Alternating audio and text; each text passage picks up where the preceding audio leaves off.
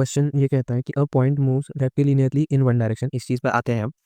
Figure 1.1 shows the distance s traveled by the point as a function of time t using the plot। इस plot को use करके हमें ये find करना है कि the average velocity of the point during the time of motion, the maximum velocity and the time moment t not at which the instantaneous velocity is equal to the mean velocity average velocity एक ही चीज़ average over the t naught seconds. तो अब ये question पहला solve करता है, इस चीज़ पे आता है, ये चीज़ बहुत इंपॉर्टेंट है इस चीज़ के लिए।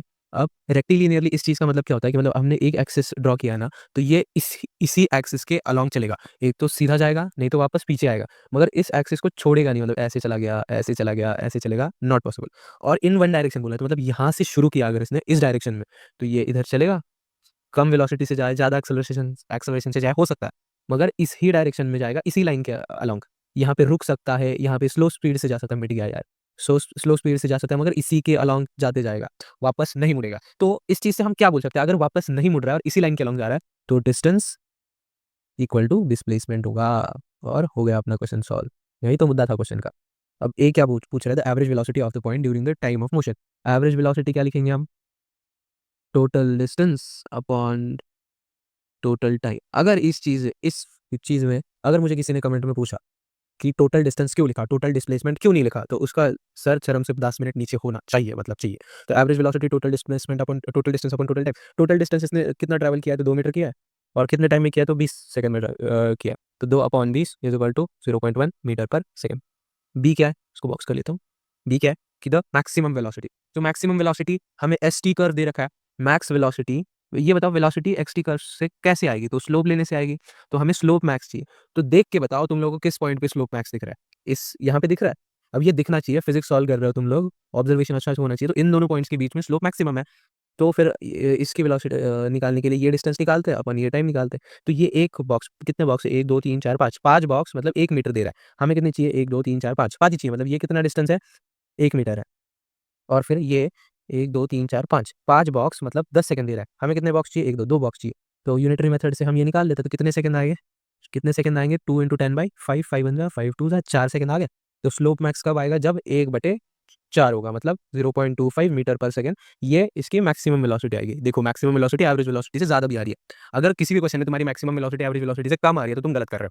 The time moment t not at which the instantaneous velocity is equal to the mean velocity. अब इस चीज़ का फंडा सिखाता हूँ मैं तुम्हें पहले। अगर तुम्हारे पास कोई भी एक पॉइंट है ग्राफ में, उस पॉइंट को ओरिजिन से जब तुम, अब ये पॉइंट है ऐसा, यार क्यों इरेज हो रहा है, ये पॉइंट है यार क्यों, हाँ तो, और उस पे समझो ऐसा कर्व है कोई। तो इस पॉइंट से यहाँ तक जब तुम लाइन बनाते हो ना यार, इस पॉइंट से जब तुम यहाँ तक लाइन बनाते हो ना, तो ये एवरेज वेलोसिटी का स्लोप आ जाता है, मतलब एवरेज वेलोसिटी आ जाती है। स्लोप क्या होता है एक्स टी कर्व का, तो वेलोसिटी हो जाती है, तो ये एवरेज वेलोसिटी है। और इस ग्राफ पे जब तुम टेंजेंट बनाते हो इस पॉइंट पे, तो ये इंस्टेंटेनियस वेलोसिटी आ जाती है। समझ रहे हो ना? ये समझना चाहिए अगर थर्ड करना है तो।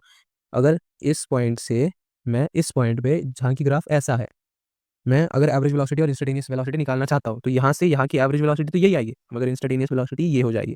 तो अब हमें फिर से ऑब्जर्वेशन पे आना है कि ऐसा कौन सा पॉइंट है कि जिस पे टेंजेंट हम बनाएं, तो वो ओरिजिन से पास करना चाहिए। मतलब क्यों मैंने कहा कि अगर यही इसका टेंजेंट ऐसे हो जाता कि मतलब इसके पैरेलल, तो मतलब दोनों की वेलोसिटी सेम है, और हमें वही पूछा इंस्टेंटेनियस और एवरेज वेलोसिटी सेम है, अगर दोनों पैरेलल हो जाए, और हमें वही पूछा है कि instantaneous velocity is equal to mean velocity. मगर मतलब मैंने अगर यहाँ पे ऐसी मीन वेलोसिटी की टेंजेंट ड्रॉ की, तो वो ट्रेस बैक होनी चाहिए ओरिजिन तक। तो अब हम देखते हैं, यहाँ से देखना शुरू कर देते हैं। यहाँ से अगर मैंने इंस्टेंटेनियस वेलोसिटी टेंजेंट बनाई, नहीं आ रही, यहाँ पे नहीं आ रही, यहाँ पे नहीं आ रही, एक पॉइंट ऑब्जर्व करके यहाँ पे दिख रहा है मुझे, जिसपे मैंने ऐसे टेंजेंट बनाई। तो इसको ट्रेस बैक करने से थोड़ा सा मेरे से गलती हुआ है। आप लोग अगर मतलब कोई कैलकुलेटर, ग्राफिकल कैलकुलेटर यूज करके बनाओगे ना, तो ये ओरिजिन से पास करेगा। तो अब ये पॉइंट कितने टाइम पे है, तो वापस से हमें कितने 3 डब्बे आगे जाना है। 5 डब्बे का मतलब है 10 सेकंड, हमें 3 डब्बे 10 सेकंड के आगे जाना है, ये समझो। 30 × 10/5 मतलब हमें 6 सेकंड 10 के आगे जाना है। तो 10 + 6 16 seconds is the answer when instantaneous velocity and mean velocity are equal. ये कॉन्सेप्ट और ये वाला कॉन्सेप्ट इस क्वेश्चन के लिए जरूरी है। यही दो कॉन्सेप्ट है इन दोनों के लिए। समझ गया? Thank you, Radhe Radhe.